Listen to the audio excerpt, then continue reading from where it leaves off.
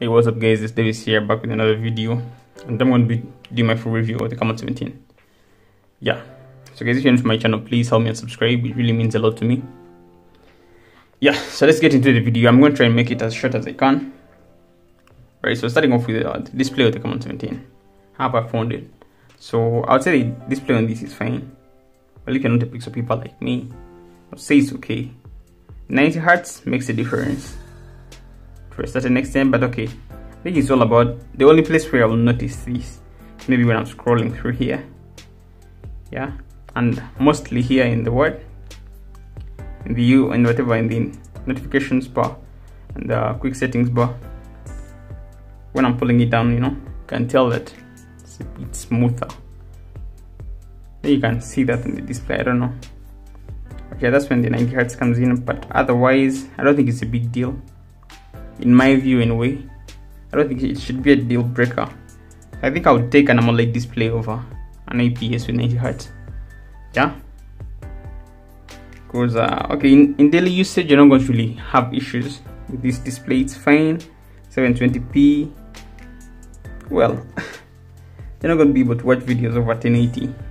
Like, it's not going to be the best experience. Okay, it's not the best for media consumption and all that. Yeah, it's not sharp enough in certain situations, and given it's IPS, you know, it's not AMOLED, so you can tell it's not that vibrant. Yeah, it's not that vibrant. Maybe you can bring in my phone here and look, these are Note 8. I mean, you can tell the difference is like night and day in terms of being vibrant and all that. You can tell that, yeah, it's not as vibrant. So anyway, if you're not comparing to any other phone, maybe it will be fine. And factoring in the price of the phone, maybe it's possible given you have 90 Hz. Okay, I don't think 90 Hz is a big deal for me in particular, because I don't think I'm going to be there. I only notice it when I'm looking for it, but if I'm just moving over, like if I use my Note 8 and then I come back to the Camon, I don't think I won't be noticing that, okay, this is very much smoother than the other. Not really, I don't think so. Maybe when the only time I really notice it is here in this quick settings panel. Yeah, it does look smooth. I don't know if it's just an animation, but yeah, maybe that's where the 90 Hz is most effective. Yeah, and talking about the brightness of the display, I think the brightness isn't all that good. Yeah, it isn't all that bright, especially outside in the sun. You're going to struggle to see anything if you're under direct sunlight. Yeah, so yeah, those are my comments about the display. The display is not bright enough. It's not sharp enough in my experience. Okay, but yeah, maybe in daily usage you're not going to find any issues, and you still have 90 Hz. Yeah, but yeah, maybe if they use AMOLED. But anyway, factoring in the price of the device, I think we have played Tecno making maybe they would have done it 1080p at minimum, you know. 720p ain't gonna cut it. But yeah, I'll say the display is okay in my experience. 90 Hz, I don't think it's gonna make too much of a difference. Maybe if you want to experience it, but there are so many applications to support it anyway. Yeah, so that's what I'll say about the display. Moving on to the cameras. So I'll say the camera on this, especially the main camera, is a very good camera for the price. Yeah, I would say I'm a bit impressed. Okay, it takes some good images. Yeah, though it has some sometimes it has focusing issues, especially when taking photos. Sometimes it fails to identify the subject. Yeah, otherwise I would say the camera is good enough. It's just fine. Yeah, you're not going to find any issues with it. Maybe the issues that I would say is maybe the lack of an ultra-wide camera, and also you don't have any telephoto lenses anyway. But as I always say, I mean, I would rather have whatever. I wouldn't complain about not having a 2x optical camera. Maybe if they could do something like 5x optical, maybe that would have been good. But I mean, Tecno Max, I don't think they have any phone they have just that has over 2x optical zoom. I don't think so. I wouldn't expect it from them anyway. Yeah, and you know, 2x optical, it's kind of it's not a big deal to me anyway, because if it's a 48MP camera at the back, you can easily just crop in twice, like crop in and get to the 2x. It's going to be very much comparable to 2x optical. So yeah, I would say it's not a big deal, but yeah, I would have loved to see at least an ultra wide on this. So the only camera that I actually have on this is 48MP main camera. All the rest are just gimmicky cameras. My experience, I mean, you cannot switch to any of them. I think you have a depth sensor, and then the other is not even specified. I don't know what it does. Couldn't find exactly what it does. So you have 3 cameras, but only one is really functional, at least in my experience and usage. Yeah. And then the main the selfie camera, I would say is okay. I think it will do well most of the time. Maybe you'll struggle a little bit in what at times when you don't have when you don't have enough light, you know.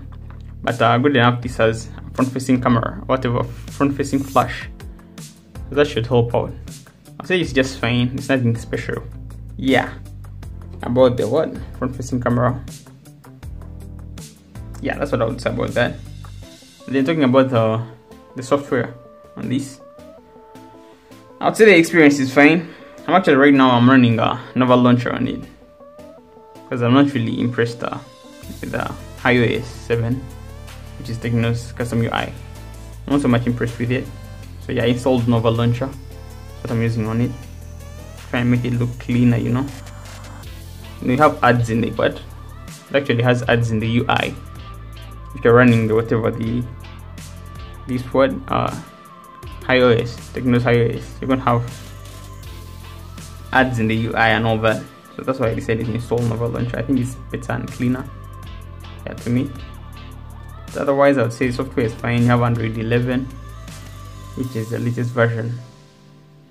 It is out right now, apparently. That isn't a beta testing or what, that official release. Okay, I don't know if Android 12 has been officially released yet, but I think so, because I've seen the betas and all the changes that are coming up. So I don't know if this will be receiving Android 12, but I doubt it.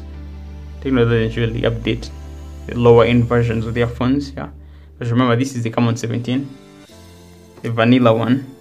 There is the Camon 17 Pro, so I think the Pro is the one that will be receiving those major updates. Yeah, with the software, I would say it's just okay.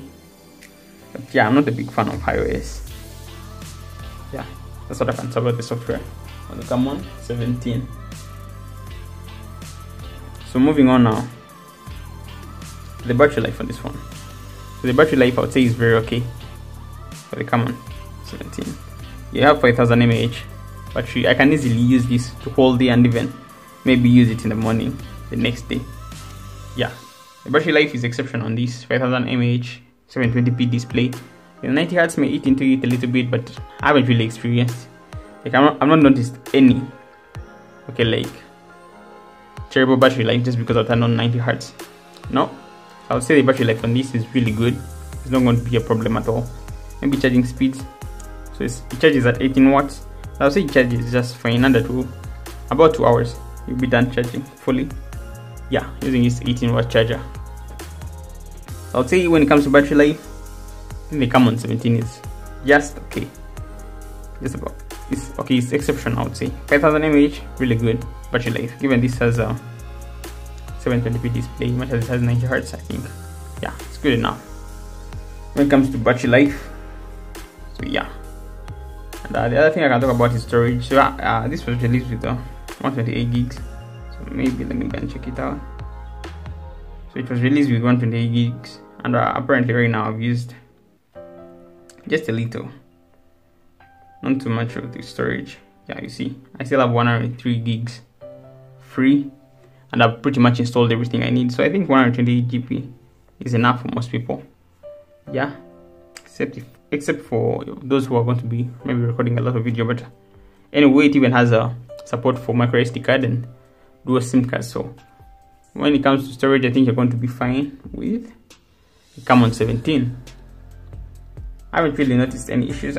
Maybe when it comes to the RAM management, if you're a person who wants to have 5 apps in the background, I think you may struggle a little bit. Even this has 4 GB RAM. But yeah, for light tasks, I mean, just going through social media and all that kind of stuff, I think you're not going to have any issues. Even the multitasking is going to be fine and smooth. So that's what I would say about that when it comes to memory and storage. Yeah, and then the speakers, The speaker is really terrible on this. We didn't even bother it. Okay, it doesn't have the bass, it doesn't have that much of, it's not that loud. Okay, yeah, so I'll say the speaker is terrible. Yeah, that's what I'll say about the speakers on this. Just not good enough. Anyway, considering the price, yeah, you wouldn't expect anything much better. Yeah, but in the past, Tecno has used good speakers on their phones, but these ones are kind of terrible. Yeah. And the other issue that I don't really like about this phone is the fact that it uses micro USB. I think that's something I don't really like, because I mean pretty much everything right now uses Type-C, and having to get an extra cable just because of this phone kind of disturbing and annoying. Yeah, so I think that's basically it for the Camon 17. Maybe when it comes to performance, I would say it's just okay. You're going to play most of the games fine without issues.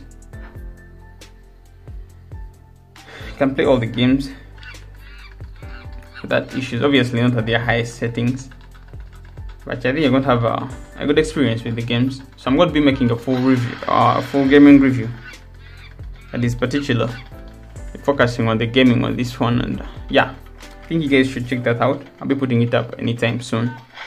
Yeah, so I think that's it all about whatever the Camon 17. That's what I have to say about it. Would I say it's worth it? Yeah, I think it's okay for the price. You can get it. It's under $200, I believe. Under $200. I think it's just an okay phone. And yeah, if you can get it for the right price, I think, yeah, it's a go for me. Maybe the display not as vibrant as it would have been, but it's okay for the price again. Yeah, the bezels has a bit of bezels at the bottom, but that's no big deal. I mean, that's something you're going to get used to in no time. Yeah, so I think that's all I have to say about the Camon 17. Thank you guys for watching, and see you in the next one.